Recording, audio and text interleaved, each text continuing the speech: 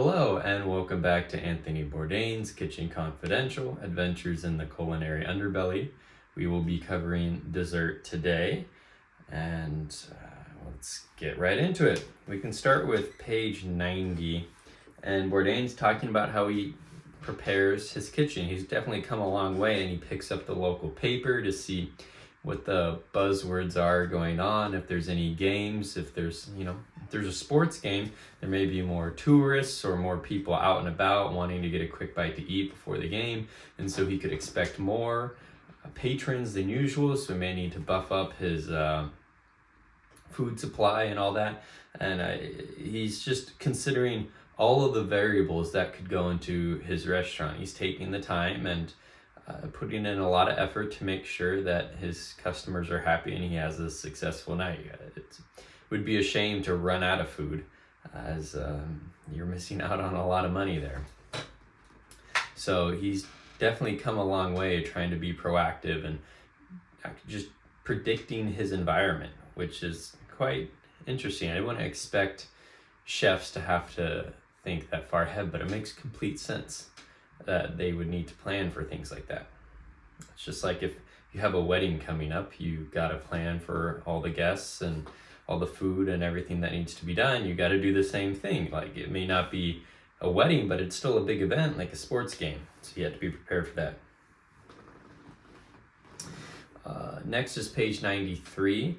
I think we've talked about this before, but just mentioning how exhilarating it must be to be on the line and to just be executing in a perfect tempo and just following your dance as you cook your food. That's got to be exhilarating. I'm sure the time flies by, and then once it's over, you have to be exhausted. You don't know it in the moment, but once everything, the adrenaline, all those endorphins, everything just runs out, then it's got to hit you like a truck.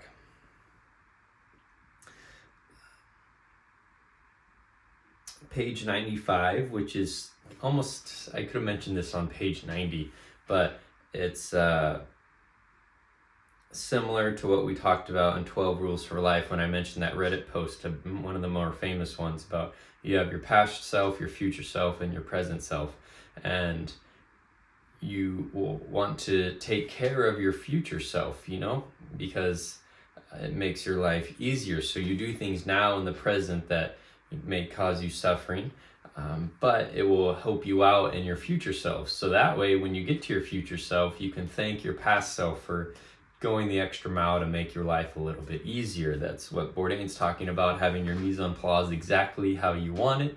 So that way, when you get those orders in and you're on the line and you have to be cooking as fast as you can, everything's in the perfect spot. You won't run out of anything, and you can just enter that flow state. So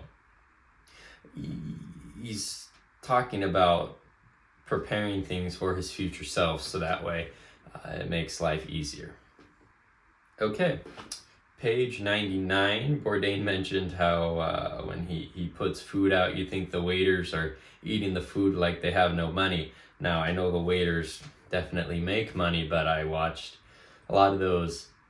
Could have been Vice, it could have been other YouTube channels, but it's like a day in the life of a Michelin star chef. And a lot of the times when they have those family meals, the people who prepare them mention, like, this is probably the only meal any of these people are going to get for the day. So I try to make it the best that I can and make sure that everyone's full, because they're probably not going to eat anything else the entire day. And so while it may seem like they act like they have no money, they probably don't have any money, and that food is really important for them when they have that family meal. So tip your waiter. Okay, page 105. Bourdain's talking about Stephen, and he mentioned how Stephen always found a way to weasel back into Bourdain's good graces and make themselves invaluable, which is I guess another rule for life, making yourself invaluable to the people around them. So that way, if you mess up, there's still a likely chance they'll take you back, as long as you try to get back in their good graces and you're apologetic and all that stuff. So make yourself invaluable. Page 108, it's not in reference to anything specific, but just reading through it, the chef world reminded me of Phil Jackson coaching the Bulls when Dennis Rodman was on the team. You know, there's that famous story where Phil Jackson let him go to Vegas during, I think it was the finals. Dennis Rodman just needed to let off steam and have a little fun. And it seems like you kind of have to let that happen in the chef world too, where you're managing these characters. I mean, Dennis Rodman is a huge character and all that, and it seems like in the chef world there's people very similar to him, and so you can't just restrict them and contain them because they won't perform if they can't let off a little steam and have a little fun and do what they need to do. So it's not just making sure you're cooking well, but you have to manage the people around you and understand their psyche and make sure that they're somewhat a little bit happy. You can't be a hard ass all the time. And that just sounds so, it sounds very difficult to deal with, but it also sounds quite fun, you know, figuring out what makes that person tick and getting them to perform at their best because of a decision you made. I don't know. I feel like that would feel incredible and somewhat make you proud.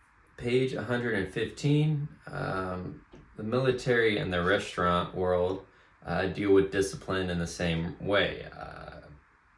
When he's talking about the runners, he has to hype them up to make sure that they're going in and out fast and making sure that they're getting things done. And you know, in the military, you want to make sure whoever's going to war is ready. They're not going to be scared and run away, but they're, I guess, hyped up and ready to go. And if there's a battle, well, then they gotta stick in there and fight with the battle. And if you're dealing with the dishwasher, you got to make sure that they have the discipline to just sit there and clean as fast as they can, or your line cook and your prep cook, and make sure everyone's there on time and all that stuff. It's very similar to the military. Page 122, it's kind of the ending of the story of Adam the bread maker. And what I want to mention here is that Bourdain took a lot of time to talk about Adam and his story. And while he's insufferable and has he's definitely a character, Bourdain must have such respect for him to write so many pages. He took the time to, well, he wrote about his sous chef Stephen, but also Adam, his bread maker. And he didn't do that for everyone in this book. He specifically chose to include him and highlight him. And so while someone can have all of their issues, they can still command respect from other people, especially if they're a master at their craft. And so I guess that's just a lesson that, maybe not a lesson, but something you can take with in your own life, where you can always command respect and have people love you even if you've messed up in your life. You just, I guess Adam made himself invaluable, so I don't really want to say make yourself invaluable to other people in order to get respect, but you can still mess up and still retain your respect as long as there's something that you do that you do very well. Okay.